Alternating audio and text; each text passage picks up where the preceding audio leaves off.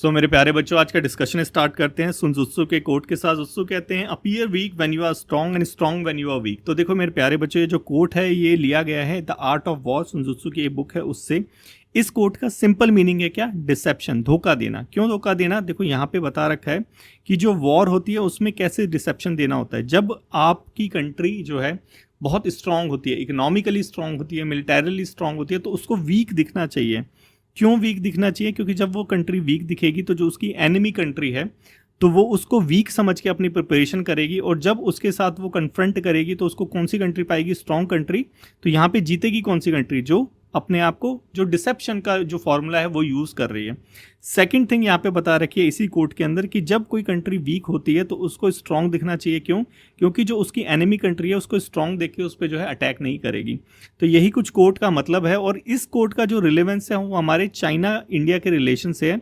और चाइना को समझने के लिए जो कोड है बहुत ज़्यादा हेल्प करेगा। कैसे हेल्प करेगा? क्योंकि चाइना को समझना अपने आप में कॉन्टेंट्रम है, बहुत ही टिपिकल है चाइना को समझना। जैसे चाइना को आप अगर एक उसकी हरकतों को देखो तो आपको समझ आएगा।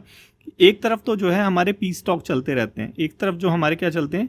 पीस टॉक चलते रहते हैं कि हमारी जो मिलिट्री, जो हमारे हाई लेवल के जो ऑफिसर्स हैं मिलिट्री के, वो आपस में जो है शांति बैठक बिठाते हैं, पीस टॉक करते हैं। प्लस हमारे जो प्राइम मिनिस्टर है और चाइना के जो जिनपिंग है, वो दोनों आपस में पीक टॉक करते रहते हैं। और किसी ना किसी जो ऑर्गेनाइजेशंस होती हैं, जैसे बिम्स्टेक हो गया, जैसे हमारा ये ब्रिक्स हो गया, इसके थ्रू जो है वो मिलते रहते हैं। लेकिन सिमिलरली उसी टाइम पे जो है हमें बॉर्डर पे जो है कन्फ्रंटेशन देखने को मिलती है कि जो चाइना की जो मिलिट्री है वो इंडिया के अंदर जो है इन्फिल्ट्रेट कर जाती है, तो और क्लैशेस देखने को मिलते हैं। तो यहाँ पे समझना बहुत मुश्किल हो जाता है कि भाई चाइना जो है वो चाहता क्या है। वो एग्रेसिवली जो है अपने बॉर्डर्स पे अपना रूप दिखाता है, प्लस साथ में क्या करता है? पीस टॉक करता रहता है। तो ऐसी स्ट्रेटेजी को समझने के लिए इंडिया जैसी कंट्री को ये जो जुत्सु का कोट है ये अप्लाई करना पड़ेगा। देखेंगे कैसे अप्लाई करेंगे, काफ़ी इंटरेस्टिंग ये कोट है। और हमारा इंडिया चाइना का जो रिलेशन है, क्योंकि हमारे यूपीएससी सीएपीएफ के लिए इंपॉर्टेंट टॉपिक है ये वाला। ऑलरेडी हम जो इंडिया चाइना रिलेशन के ऊपर काफ़ी चीज़ें डिस्कस कर चुके हैं, लेकिन आज जो डायमेंशन आई है ये वाली डायमेंशन हमने पहले डिस्कस नहीं करी है। तो अच्छा मौका है ये चीज़ भी समझने का भी, चाइना चाहता क्या है। और अपना डिस्कशन स्टार्ट करते हैं। आप सभी को पता है हमारा उद्देश्य क्या है। हमारा एक सिंपल उद्देश्य है अपने नॉलेज पूल को बढ़ाना। जैसे जैसे नए नए डायमेंशन हमारे नॉलेज में जाएंगे वैसे वैसे हमारी जो नॉलेज है वो और ज़्यादा ब्रॉड होती जाएगी। चलो अपना डिस्कशन स्टार्ट करते हैं। देखो अभी जो चाइना की जो इमेज है पूरे वर्ल्ड ओवर में वो एग्रेसिव इमेज है, क्योंकि 9 लाइन हो गया, साउथ चाइना सी हो गया, या फिर इंडिया और चाइना का बॉर्डर हो गया। यहाँ पे जो चाइना है आए दिन जो है कन्फ्रंटेट करता रहता है। कभी कोई सा लैंड जो है क्लेम करता है, कभी हमारे अरुणाचल प्रदेश को कहता है कि ये साउथर्न तिब्बत है। लेकिन हमेशा से चाइना ऐसा नहीं था। चाइना में जो डेंग जियोपिंग थे उनके टाइम में जो चाइना था मोर जो है फोकस करता था किसके ऊपर? अपनी कंट्री को इकोनॉमिकली बिल्ड करने के ऊपर, मतलब इकोनॉमिक रिफॉर्म के ऊपर, और पीसफुल डिप्लोमेसी के ऊपर, मतलब कि शांति से रहना और शांति प्रदान करना। इसी के ऊपर बेसिकली जो हमारे डेंग जियोपिंग थे वो फोकस करते थे।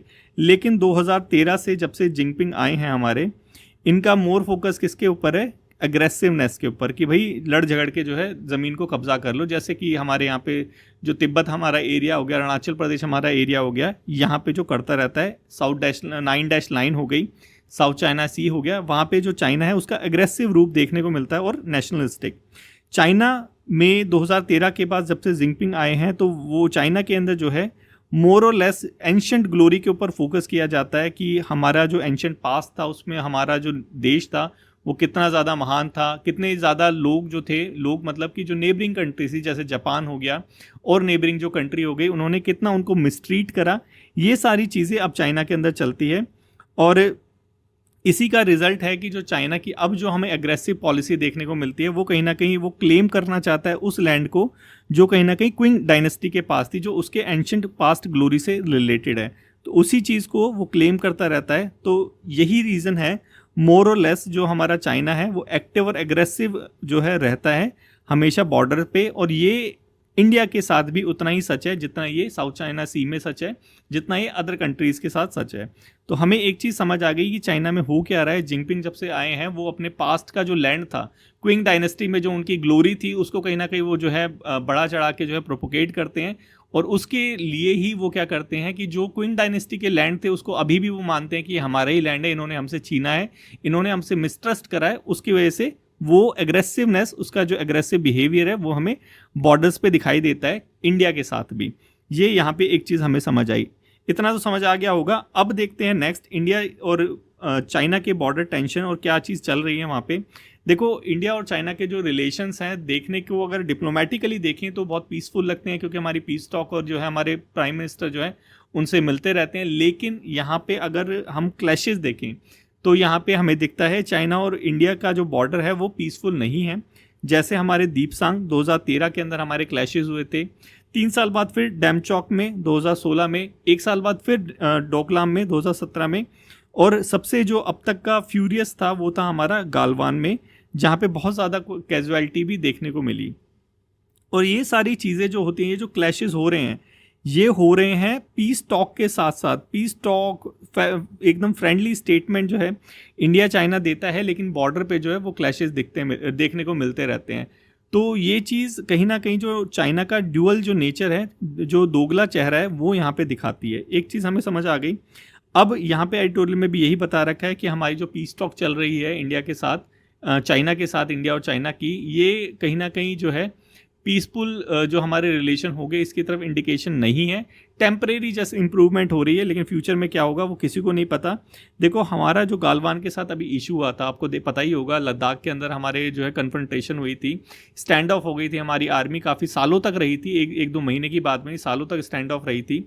तो वहाँ पे जो पेट्रोलिंग एरिया था उस एरिया को लेके कुछ ना कुछ हमारे जो इश्यूज थे, लेकिन अब जो है हमारा एग्रीमेंट साइन हो चुका है जिसका नाम है India China border patrol agreement. अब देखो ये जो एग्रीमेंट साइन हो चुका है, वैसे तो चाइना के साथ हमारे और भी बहुत सारे एग्रीमेंट है, आपको पता होगा पंचशील हमने डिस्कस भी करा था। फिर भी ये सारी चीज़ होने के बाद भी चाइना जो है वो हरकतों से अपनी बाज नहीं आता। क्यों?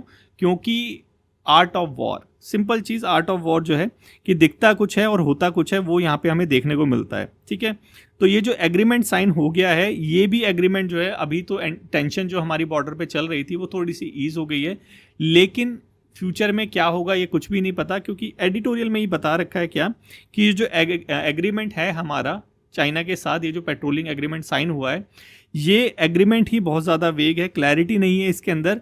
और एग्रीमेंट साइन होने के बाद भी जो चाइनीज़ ट्रूप है वो अभी भी जो है लद्दाख के अंदर प्रेजेंट है। तो देखो चाइना ने भले ही कितना भी पीस टॉक कर रखा हो हमारे साथ, कितना भले ही जो एग्रीमेंट वगैरह साइन कर रखे हो, ये पहला एग्रीमेंट नहीं है, उससे पहले भी बहुत सारे एग्रीमेंट हो रखे थे। और आपको पता भी होगा हमारे जो नेहरू जी थे वो चाइना के अंदर गए थे और वहाँ से जो है बहुत ज़्यादा अच्छी घनिष्ठ मित्रता वाला संदेश लेके आए थे, हिंदी चीनी भाई भाई, और पीछे से चाइना ने 1962 में अटैक कर दिया। ठीक है, तो ये क्या चीज़ है, चाइना का जो ड्यूअल फेस है वो दिखा रहा है कि किसी को अगर आपको पहचानना हो, स्पेशली मैं चाइना की बात कर रहा हूँ, तो उसकी हरकतों से पहचानो, ना कि जो वो बोल रहा है।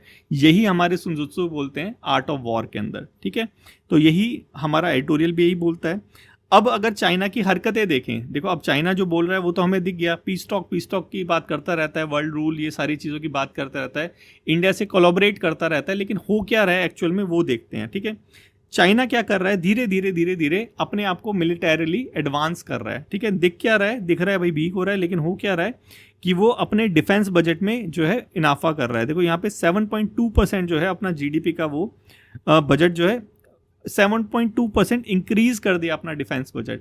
तो देखो अगर पीस टॉक चल रही है, शांति हो रही है बॉर्डर एरिया पे, तो डिफेंस बजट क्या बढ़ाने की ज़रूरत है।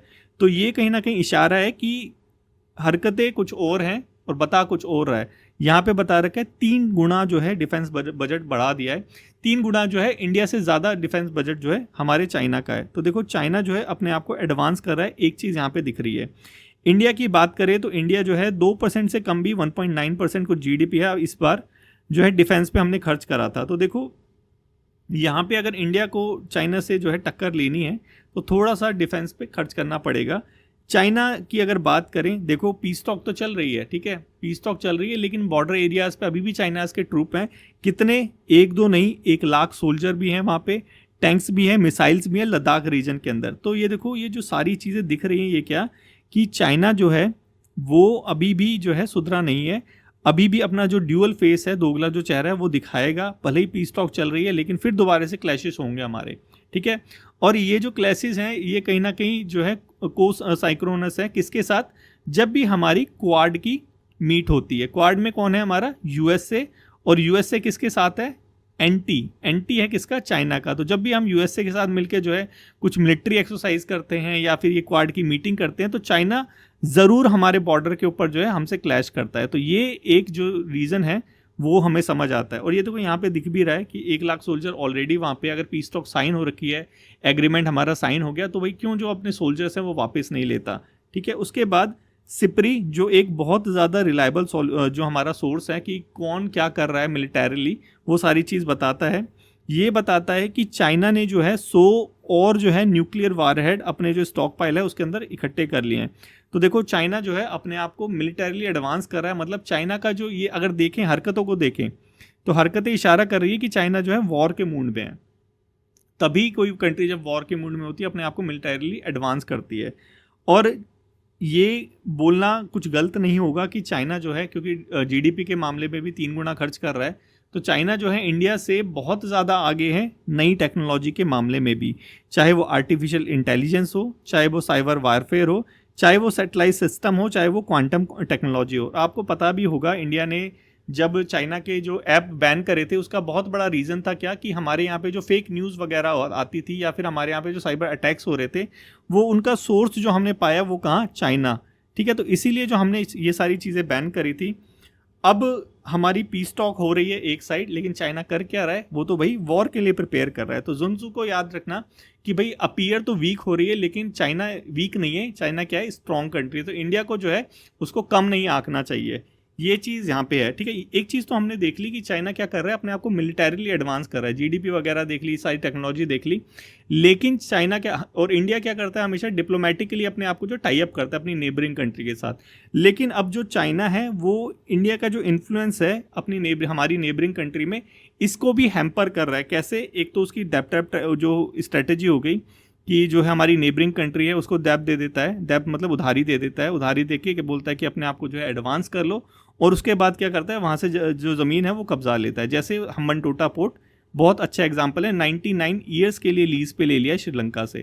क्यों, डेप ट्रैप जो उसकी डिप्लोमेसी है, डेप ट्रैप जो स्ट्रेटेजी है कि पहले उधार ही देता है फिर उसके बाद क्या करता है उसकी ज़मीन को कब्जा लेता है, जैसे पुराने वो जाट जमींदार करते थे। सिमिलरली अब चाइना भी लगता है उनकी स्ट्रेटेजी को फॉलो करने लग गया है। चलो एक चीज़ तो समझ आ गई कि डेप ट्रैप जो स्ट्रेटेजी है वो चाइना फॉलो करता है।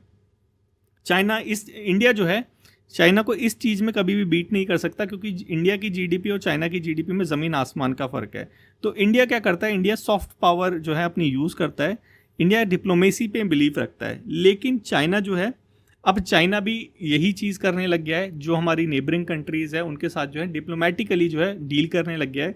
रीसेंट एग्जांपल आप बांग्लादेश का ले सकते हैं। ऑल तो हमारे जो प्राइम मिनिस्टर है अभी बांग्लादेश की यात्रा पे हैं, लेकिन मोर और लेस आप देखेंगे तो बांग्लादेश जो है वो अपना चाइना के पाले में जा चुका है। ठीक है। यही चीज़ यहाँ पे भी बता रखी है। ठीक है। अब अगर हमारी नेबरिंग कंट्री जो है, ठीक है, ये बांग्लादेश, आपको पता भी होगा कि चाइना का बांग्लादेश के अंदर जो है चाइना का इन्फ्लुएंस देखने को मिलता है, क्योंकि उससे बांग्लादेश के अंदर अभी तख्ता पलट हुआ था। पहले शेख हसीना की गवर्नमेंट थी, वो जो है इंडिया के कंसर्न का ध्यान रखती थी, लेकिन अभी जो यूनुस की जो गवर्नमेंट आई है ये जो है इंडिया के कंसर्न का बिल्कुल ध्यान नहीं रखती। तो यहाँ पे जो है बांग्लादेश हमारे हाथ से निकलता हुआ दिख रहा है, और अगर ये हाथ से निकल गया तो हमारा जो ईस्टर्न बॉर्डर है वो कहीं ना कहीं वीक हो जाएगा। और आपको पता भी होगा कि भाई बांग्लादेश क्यों इंपॉर्टेंट है हमारे लिए। देखो बांग्लादेश हो गया, ठीक है, क्यों इंडिया जो है बांग्लादेश हो गया, नेपाल हो गया या फिर भूटान हो गया, इन छोटी छोटी कंट्रियों को जो है मनाने की कोशिश करता है, इन छोटी छोटी कंट्रियों का ध्यान रखता है। क्यों ध्यान रखता है, देखो कभी भी इंटरनेशनल रिलेशन में एक कोट का ज़रूर ध्यान रखना, there is no free lunch. क्या चीज़, there is no free lunch, ये कोट का यूज़ करना कि फ्री में कुछ भी नहीं आता, कोई भी फ्री में आपको जो है खाना नहीं खिलाएगा। क्यों, और यहाँ पे अब जब हम इंटरनेशनल रिलेशन की बात करें तो यहाँ पे हमें समझ आता है बांग्लादेश, नेपाल और भूटान। तो आपको पता होगा कि इंडिया का जब बॉर्डर देखेंगे आप, यहाँ से ऐसे करके लेट्स से मैं बॉर्डर बना के दिखाता हूँ। इंडिया का जब आप बॉर्डर देखेंगे तो आपको दिखेगा कि यहाँ से जब हम चाइना की बात करें, यहाँ से एक वो जाता है सिलीगुड़ी कॉरिडोर जिसे कहते हैं, चिकन नेक जिसे कहते हैं, ठीक है। तो ये चिकन नेक जो है, और इंडिया यहाँ से जो है चाइना बहुत पास में भी है, तो चाइना जो है इस चिकन नेक को कभी भी कब्जा कर सकता है, कभी भी जो है इंडिया पे अटैक करके इंडिया का जो कनेक्शन है वो नॉर्थ ईस्ट से हटा सकता है, ठीक है। पूरे नॉर्थ ईस्ट पे जो है कंट्रोल कर सकता है सिर्फ इस चिकन नेक को। इंडिया का हमेशा ये कंसर्न रहता है ये चिकन नेक, और इस चिकन नेक का जो इंडिया का कंसर्न है इसको दूर करने के लिए ही जो हमारी नेबरिंग कंट्रीज है, बांग्लादेश हो गई, नेपाल हो गई, भूटान हो गई, इसके अंदर इंडिया क्या करता है, इंफ्रास्ट्रक्चर प्रोजेक्ट जो है वो लगाता रहता है, जिसके बहुत सारे एग्जाम्पल भी है और हमने डेली डिस्पैच में भी देख रखे हैं, ठीक है। तो यही चीज़ यहाँ पे बता रखी है। अब बांग्लादेश जो है वो चाइना के इन्फ्लुएंस में जा रहा है, तो हमारा जो ईस्टर्न बॉर्डर है वो कहीं ना कहीं वीक होता हुआ दिखाई दे रहा है। अब इंडिया इस टाइम पे कर क्या रहा है, देखो इंडिया का मोर और लेस फोकस रहता है क्या, यूएस, और यूएस की तरफ जब इंडिया अटेंशन कर रहा है तो कहीं ना कहीं हमारे जो नेबरिंग कंट्रीज है उसकी तरफ से उसका जो अटेंशन है वो खोता हुआ दिखाई दे रहा है। एडिटोरियल में ये चीज़ बता रखी है। और जो हमारा चाइना है वो सिर्फ हमारी नेबरिंग कंट्रीज नहीं बल्कि अफ्रीका में भी जो अपने न्यूक्लियर प्रोजेक्ट है वो लगा रहा है। तो चाइना का जो देखें, अगर चाइना का जो विज़न है वो बहुत दूरगामी दिखाई देता है कि चाइना इंडियन ओशन रीजन में जो इंडिया का मोटिव है, फर्स्ट सिक्योरिटी प्रोवाइडर या फिर फर्स्ट रेस्क्यू करने वाला या फर्स्ट जो है रिस्पॉन्डर के रूप में जो अपने आप को उभारना चाहता है, चाइना उसके अंदर जो है कहीं ना कहीं उसकी इमेज को मेलाइन करना चाहता है। ये चीज़ हमें एकदम क्लियर दिखाई दे रही है, चाहे वो अफ्रीका हो गया, चाहे वो हमारी नेबरिंग कंट्रीज़ हो गई, मालदीव हो गया, श्रीलंका हो गया आपका, ये बांग्लादेश हो गया, नेपाल हो गया आपका, भूटान हो गया, इन सब कंट्रीज़ में चाइना ने जो है अपनी पकड़ बना रखी है। भूटान को छोड़ दे तो, क्योंकि भूटान जो है अभी भी इंडिया के कंसर्न का जो है ध्यान रखता है। गैलेपो, आपको याद होगा गैलेपो सिटी, इंडिया जो भूटानी जो प्राइम मिनिस्टर थे वो इंडिया आए थे गैलेपो सिटी के डेवलपमेंट के लिए, हमने डेली डिस्पैच में भी डिस्कस करा था। तो अगर नेबरिंग कंट्री की बात करें तो सिर्फ भूटान जो है वो हमारे कंसर्न का ध्यान रखता है, और बाकी मोरलेस जो सारी कंट्री है वो इंडिया के पाले से बाहर जा चुकी है। ये बोलें तो अतिशोक्ति नहीं होगी।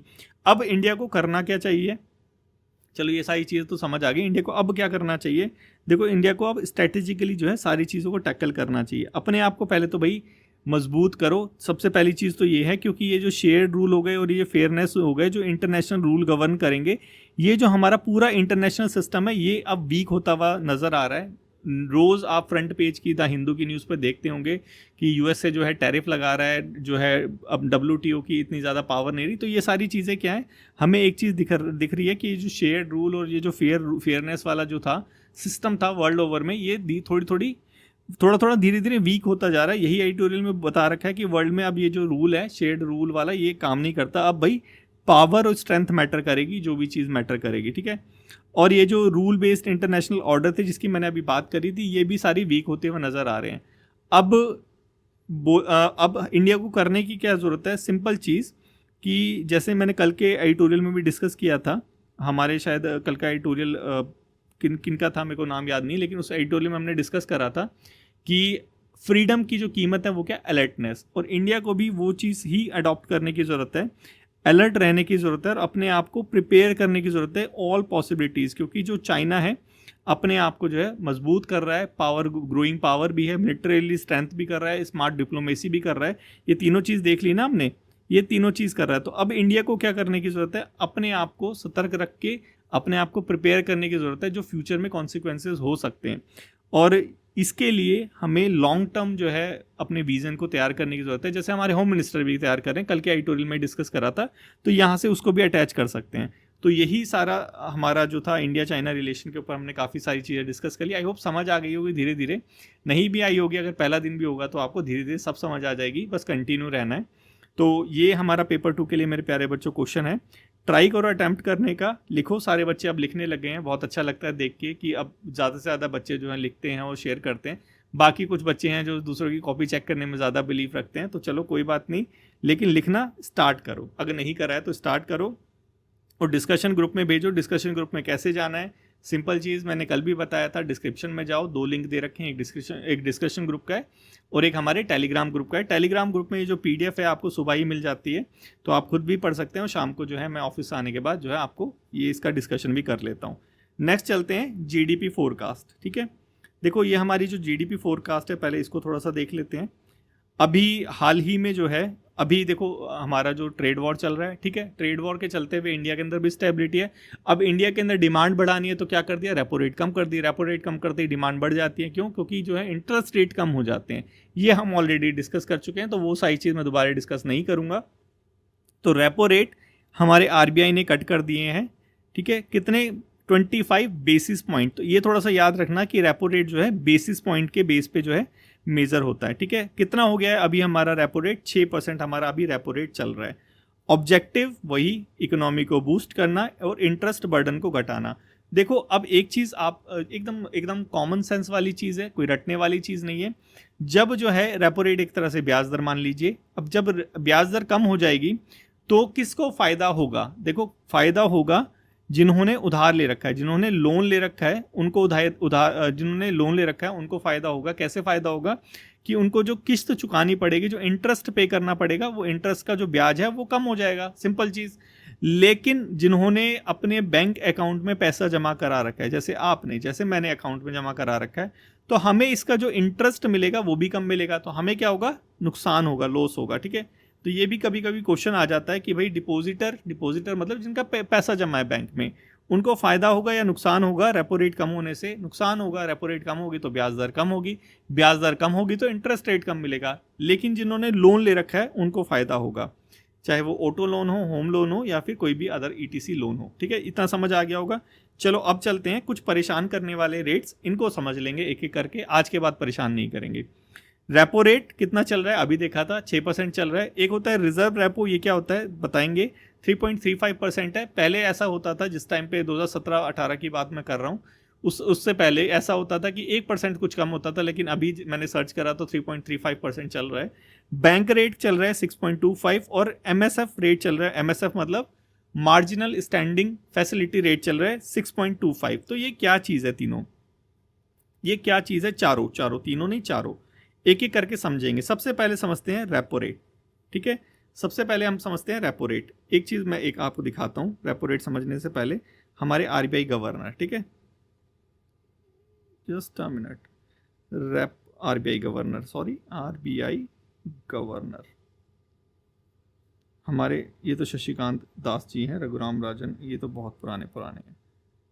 ये है हमारे संजय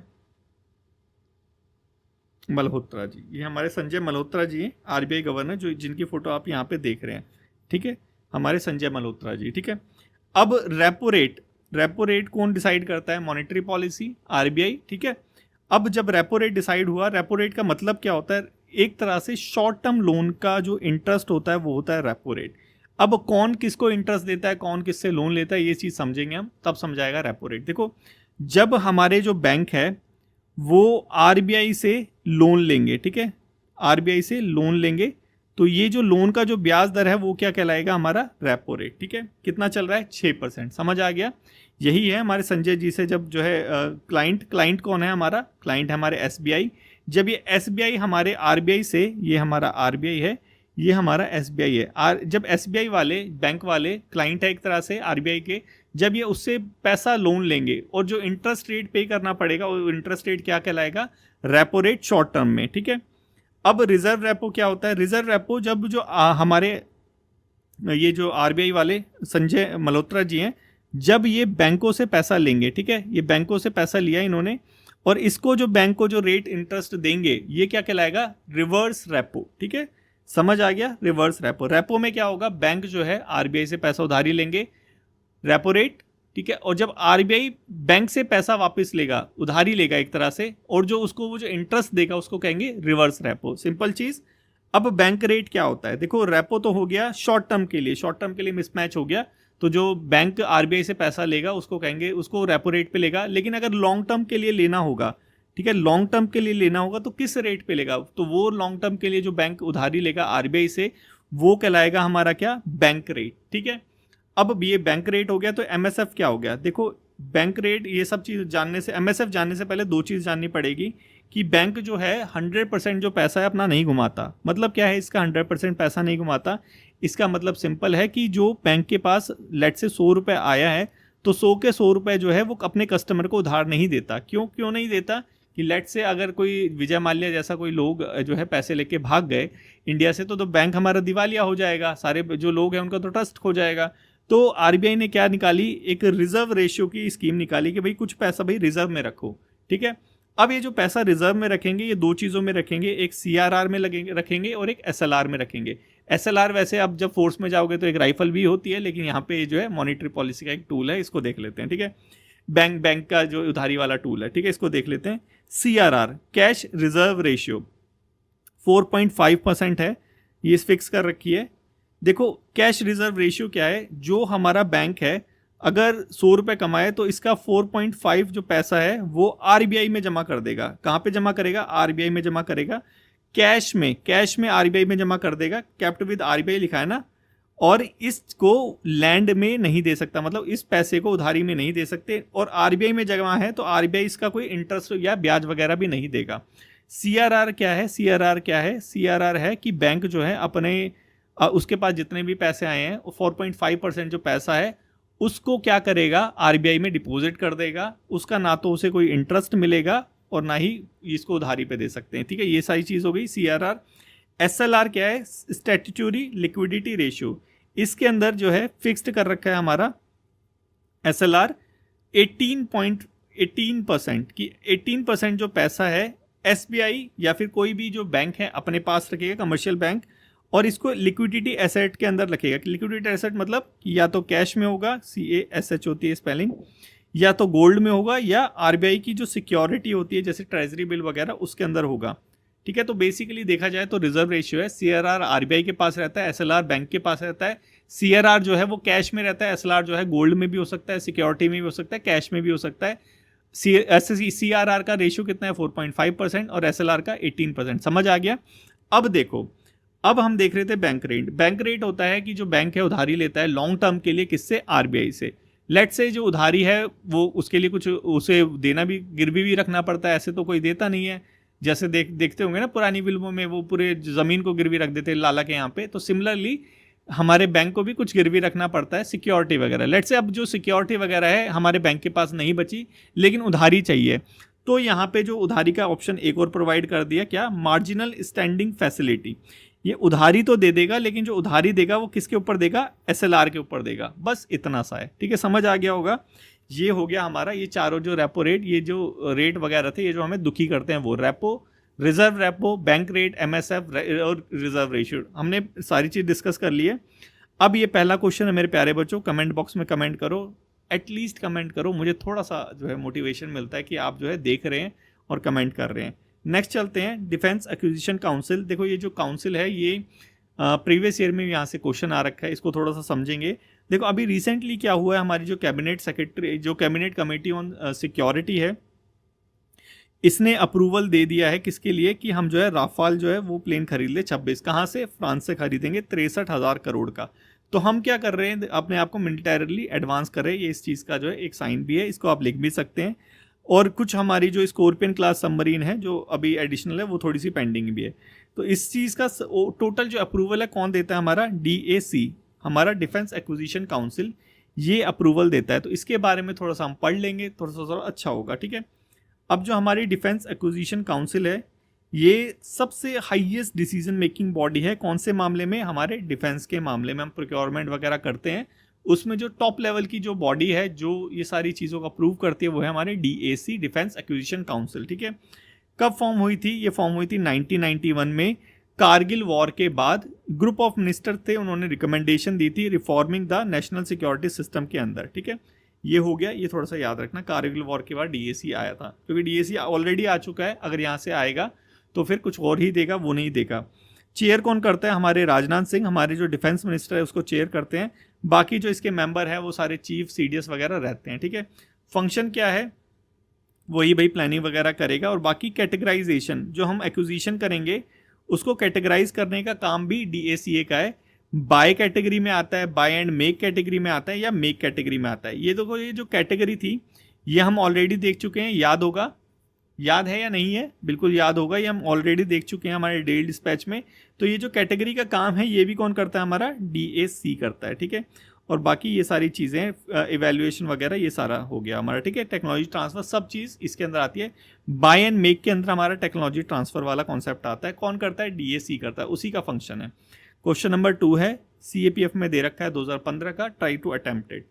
नेक्स्ट है हमारा जैनिज्म। देखो हमारे जो नरेंद्र मोदी जी, हमारे माननीय प्रधानमंत्री जी, उन्होंने अभी एक इवेंट हुआ था दिल्ली के अंदर, नवकर महान मंत्रा दिवस, मतलब आज जो है जैन जयंती भी थी, तो महावीर जयंती भी थी, तो इसी उपलक्ष्य में जो है ये एक इवेंट भी हुआ था। इसके अंदर बेसिकली जो बताया गया हमारे मोदी जी द्वारा कि जैनिज्म जो है वो ग्लोबल सॉल्यूशन जो है वो प्रोवाइड कराता है, तो चाहे वो टेररिज्म हो गया, वॉर हो गया, एनवायरनमेंट हो गया, सबके लिए। और इसी के अंदर जो उसकी टीचिंग्स थी, नॉन वायलेंस वगैरह, ये सारी चीज़ें हैं वो। और एक चीज़ पे जो हाईलाइट करा वो क्या? तीर्थंकराज आइडल्स, जो कि पार्लियामेंट के, जो अभी नई पार्लियामेंट है उनके अंदर भी जो है स्थापित हैं। तो ये जो तीर्थंकराज हैं इसको थोड़ा सा हम देखेंगे, क्योंकि यहाँ से क्वेश्चन आने के चांसेस हैं। तीर्थंकराज बेसिकली जो जैनिज्म में जितने भी स्पिरिचुअल टीचर्स हुए हैं उनको कहते हैं तीर्थंकराज। स्टार्ट करते हैं जैनिज्म से। 16th सेंचुरी जो BC है उस टाइम पे महावीरा जी जो हैं उन्होंने जैनिज्म जो रिलीजन है उसको प्रोपेगेट करा था, लेकिन जैनिज्म जो है उसकी शुरुआत महावीरा जी ने नहीं करी थी। ये जो महावीरा जी थे ये 24th ग्रेट टीचर थे, मतलब 24th जो तीर्थंकार थे महावीरा जी। इससे पहले 23 और हो चुके थे, और सबसे पहले थे हमारे ऋषभनाथ जी, ठीक है। तो सबसे पहले का आपको पता होना चाहिए। और अभी लास्ट में जो 24th थे वो हमारे महावीरा जी थे। जो जैन शब्द है ये आया कहाँ से? ये आया है हमारा जीना से। जीना या जैना, जिसका मतलब होता है कॉन्कर। और कॉन्कर किसको करना है? अपने आप को कॉन्कर करना है। ये जैनिज्म में बेसिकली कॉन्सेप्ट है। मेन एम क्या है इनका? लिबरेशन मेन एम है। इसके अंदर 3 ज्वेल्स दे रखे हैं। वो कौन कौन से ज्वेल्स हैं? Faith, right knowledge, right action, सम्यक दर्शन, सम्यक ज्ञान, सम्यक चैत्रा, सम्यक चैत्रा, ठीक है। तो ये 3 चीज़ यहाँ पे दे रखे, फेथ, नॉलेज और एक्शन। ये 3 ज्वेल्स में आते हैं, 3 रत्ना जिन्हें कहते हैं इनके जैनिज्म के, फेथ, नॉलेज और एक्शन, राइट करके, ठीक है। ये थोड़ा सा याद रखना। 5 डॉक्ट्रिन भी है इसके अंदर। अहिंसा, किसी को मारा पीटी नहीं करनी। सत्य, झूठ नहीं बोलना। अस्तेय, चोरी नहीं करनी। अपरिग्रह, किसी भी प्रॉपर्टी को एक्वायर नहीं कर रहा। और ब्रह्मचर्या, ये जो ब्रह्मचर्या है ये हमारे महावीरा जी ने दी थी। कॉन्टिनेंस को ऑब्जर्व करना, ये सारी चीज़ें, ठीक है। ये हमारा क्वेश्चन नंबर 3 है। ट्राई करो इसको अटेम्प्ट करने का। जैनिज्म के ऊपर भी जो है हमारे CAPF के अंदर क्वेश्चन आ रखा है, इंपॉर्टेंट है, ठीक है। तो इन चीज़ों को छोड़ना तो बिल्कुल नहीं है, इनको ट्राई करो। नेक्स्ट चलते हैं हमारे कल के क्वेश्चन, ठीक है। कल के क्वेश्चन थोड़ा सा देख लेते हैं, क्योंकि हम कल के क्वेश्चन देखेंगे तो कल का जो है रिकॉल भी हो जाएगा एक तरह से। Consider the following statement regarding the International Booker Prize and its 2024 shortlist. देखो हमने कल देखा था इंटरनेशनल बुकर प्राइज के बारे में, याद होगा, ठीक है। अब जो देखा था तो इसको थोड़ा सा देख लेते हैं क्या क्या स्टेटमेंट दे रखी है। सही स्टेटमेंट पहचाननी है हमें, करेक्ट स्टेटमेंट। ऐसे करके जो पेपर में गोला भी कर लेना, ताकि कहीं नॉट करेक्ट लिख रखी है और हम करेक्ट बता दें तो हमारा वैसे ही गलत हो जाएगा। International Booker Prize awarded annually for a book translated into English and publish in UK. सही है एकदम। हमने देखा था बाई एनुअली पहले स्टार्ट हुआ था, लेकिन उसको फिर एनुअली कर दिया था, इतना तो थोड़ा याद ही होगा। Banu Mushtaq heart lamp originally written in Malayalam language वह शॉर्टलिस्टेड। देखो शॉर्टलिस्टेड तो हुई थी हार्टलैम, लेकिन मलयालम में नहीं थी, कन्नड़ में थी, तो दूसरा तो ऑटोमेटिकली गलत हो गया। ये कट गया, ये कट गया। अब देखना है हमें, तीसरा सही है हमारा, चौथा देखना है, ठीक है। चौथे में the International Booker Prize categorise both author and translator. Deep ये ट्रांसलेटर थी इसकी। इंटरनेशनल बुकर प्राइज रिकॉग्नाइज, हाँ बिल्कुल भाई, दोनों को आधा आधा अवार्ड मिल रहा था ना, पैसा आधा आधा मिल रहा था। तो आंसर हमारा क्या हो गया? 20 का आंसर हो गया। नेक्स्ट चलते हैं। With reference to the Aadhaar facial recognition feature, with reference to the Aadhaar facial recognition feature consider the following statement. देखो पहला स्टेटमेंट है आधार फेस RD ऐप, ठीक है। ये यूजर्स को अलाउ करती है वेरीफाई देयर फेस। हाँ भाई ऐसा कुछ था, याद आ रहा है, ठीक है। नेक्स्ट देखते हैं, the facial recognition tool is applicable even for offline Aadhaar verification. देखो ऑफलाइन तो कैसे हो सकता है, वो तो मोबाइल ऐप के अंदर था, QR कोड स्कैन करेंगे, ऑफलाइन कैसे हो सकता है? ऑफलाइन को तो बंद करने के लिए था, तो दूसरा तो हमारा ऑलरेडी गलत हो गया, तो हमारा वैसे ही आंसर निकल गया, पहला और तीसरा B आंसर, ठीक है। चौथा फिर भी देख लेते हैं। The new Aadhaar app will replace, कहाँ रिप्लेस कर रही थी? क्योंकि ऑलरेडी मैंने बताया था ना बैंक वाला एग्जाम्पल, तो बैंक वाले को थोड़ा ना रिप्लेस कर रहा था वो जो न्यू आधार ऐप आ रहा है। ठीक है, ये हो गया हमारा बी। नेक्स्ट चलते हैं, ये क्वेश्चन 2024 के अंदर आया था गवर्नर के ऊपर। ठीक है, डिस्क्रिशनरी पावर मतलब क्या कि अपनी मनमानी से करेगा, एक तरह से वही हो गया डिस्क्रिशनरी पावर। पहला देखते हैं, sending a report to the President of India for imposing president rule. देखो बिल्कुल ये तो डिस्क्रिशनरी होगा ही होगा कि अगर किसी स्टेट के अंदर जो है प्रेसिडेंट रूल लाना हो तो वो स्टेट वाले तो चाहेंगे नहीं, तो अगर उसकी मर्जी से हो, स्टेट की मर्जी तो वहाँ पे तो कभी प्रेसिडेंट रूल नहीं आएगा, तो डिस्क्रिशनरी पावर तो देनी पड़ेगी। यही तो चेक एंड बैलेंस है, तो डेफिनेटली पहला सही है। सेकंड देखते हैं, अपॉइंटमेंट ऑफ मिनिस्टर। देखो अपॉइंटमेंट ऑफ मिनिस्टर अगर डिस्क्रिशनरी कर दी तो गड़बड़ा जाएगा मामला पूरा। कैसे कि हमें पता है ना कि हाँ, जो सीएम पहले जो टॉप का लीडर चुनते हैं फिर वो जो है रिकमेंड करता है, तो अगर यहाँ पे हमारे जो गवर्नर है उनको बोल दिया कि अपनी मर्जी से चुन लो तो फिर सही नहीं रहेगा ना, तो दूसरा तो गलत हो गया। ठीक है, तो ये तो चीज़ आपको भी समझ आती होगी, इतना तो मुश्किल था ही नहीं क्वेश्चन। टोटल बी आंसर निकल गया इसका, मतलब चौथा भी गलत है, make the rule to conduct the business of state, ये भी गलत है, बी हो गया इसका आंसर। ठीक है, ऐसे करके थोड़ा समझने की ज़रूरत है बस, अगर चीज़ें समझ आती है तो रटने की ज़रूरत है नहीं कि भाई किसको कौन सी पावर दे रखी है, बस हमें समझनी है चीज़ें। ठीक है, समझ लिया तो हो गया काम हमारा। यही था आज के डेली डिस्कशन में। आई होप आपको इन्जॉय भी करा होगा, समझ भी आया होगा, क्योंकि लर्निंग जो है उदासी मन से या फिर सीरियसनेस से नहीं होती, थोड़ा सा उसको जो है एंटरटेनिंग बनाना पड़ता है। तो आई होप मेरे प्यारे बच्चों आपको समझ आ गया होगा। Thank you so much for today discussion. कल फिर मिलते हैं।